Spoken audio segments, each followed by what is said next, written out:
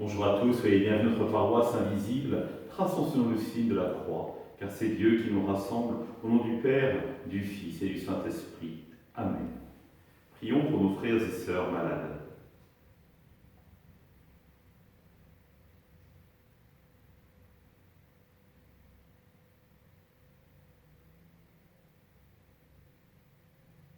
Prions pour les soignants et tous ceux qui œuvrent pour le bien commun.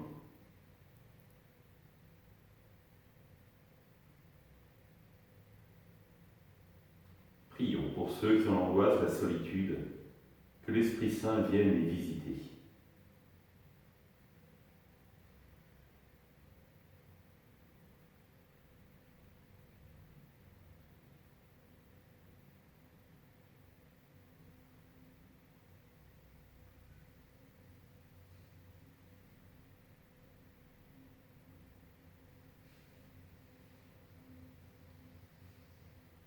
Pour magnifier notre communion, je vais maintenant allumer cette bougie au cierge pascal.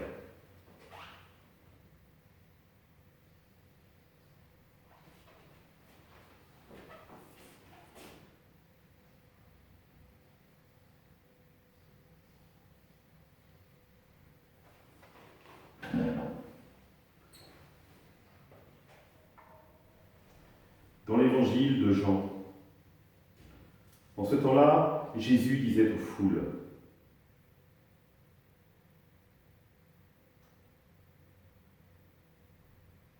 personne ne peut venir à moi si le Père qui m'a envoyé ne l'attire à moi. Je le ressusciterai au dernier jour. Il est écrit dans les prophètes : ils seront tous instruits par Dieu lui-même. Quiconque a entendu le Père et reçu son enseignement vient à moi. Certes, personne n'a jamais vu le Père, sinon celui qui vient de Dieu. Celui-là seul a vu le Père. Amen, je vous le dis, il a la vie éternelle, celui qui croit. Moi, je suis le pain de la vie. Au désert, vos pères ont mangé la manne, et ils sont morts. Mais le pain qui descend du ciel est tel que celui qui en mange ne mourra pas. Acclamons la parole de Dieu. Louange à toi, Seigneur Jésus.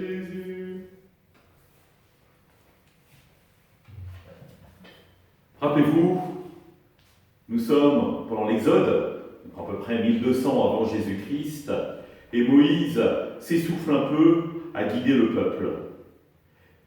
Parce que non seulement il doit le guider, le mener vers la terre promise, mais il doit régler tous les conflits à l'intérieur même du peuple, les juger. Et son beau-père, le voit agir et lui dit : tu t'y prends mal, tu devrais confier à d'autres ta capacité à juger pour ne pas être seul. Cet fait, Moïse suit les conseils de son beau-père, convoque 50 anciens et leur dit : je vais vous remettre sur vous une part d'Esprit Saint pour que vous puissiez juger le peuple. Il prie, l'Esprit tombe sur les hommes, et deux étaient restés dans le camp, Eldad et Meldad. Et il se trouve qu'ils se mettent à prophétiser dans le camp, pour le peuple. Alors, quelqu'un vient voir Moïse en disant : il y a deux personnes qui prophétisent dans le temple, dans le camp, fais les taire. Et Moïse veut dire : mais pourquoi ? Ah, si seulement tout mon peuple était un peuple de prophètes. C'est-à-dire qui vit de la parole de Dieu et qui l'annonce. Voyez bien, les paroles que Jésus prononce aujourd'hui, elles s'ancrent il y a très longtemps. Si tout le peuple était un peuple de prophètes. Frères et sœurs, il y a une grande nouvelle avec Jésus. Tout le peuple est devenu un peuple de prophètes. Vous êtes un peuple de prophètes. C'est-à-dire que chacun de nous est prophète par notre baptême. Rappelez-vous, vous avez été fait prêtre, prophète et roi. Et l'Esprit Saint qui est en vous ne demande qu'à vivre pour annoncer les merveilles de Dieu. Et l'Eucharistie, le pain de vie, le pain véritable dont nous parle Jésus, n'est là que pour nourrir notre faim, pour pouvoir annoncer, parce que c'est le but, la finalité de tout être chrétien. Vivre de Dieu et parler de Dieu.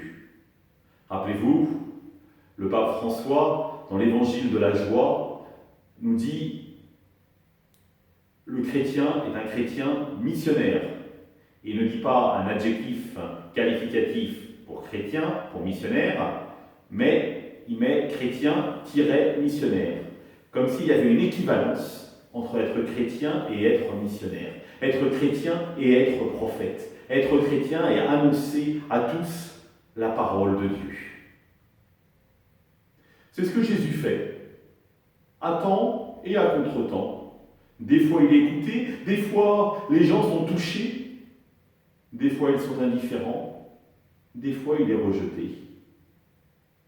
Mais Jésus continue avec persévérance. Alors il est à nous, il nous appartient de prendre le relais, de prendre la suite du Christ et d'annoncer au cœur de notre monde les merveilles de Dieu.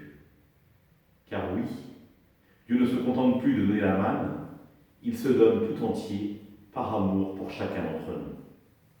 Alors, c'est à toi qu'il appartient de l'annoncer. Ensemble, nous prions. Notre Père, qui es aux cieux, que ton nom soit sanctifié, que ton règne vienne, que ta volonté soit faite sur la terre comme au ciel. Donne-nous aujourd'hui notre pain de ce jour. Pardonne-nous nos offenses, comme nous pardonnons aussi à ceux qui nous ont offensés. Ne nous laisse pas entrer en tentation, mais délivre-nous du mal. Amen. Que le Seigneur nous bénisse, qu'il nous accompagne cette journée et nous garde dans la paix. Au nom du Père, du Fils et du Saint-Esprit. Amen. Je vous rappelle que vous pouvez écouter le témoignage de Valérie, comment elle a rencontré le Christ. Et nous sommes dans la semaine de prière pour les vocations. Donc ce soir à 18h, à nouveau, comme vendredi, il y a un chapelet médité avec des témoignages de séminaristes, de prêtres, de religieuses, pour dire comment ils ont été saisis par le Christ. À demain!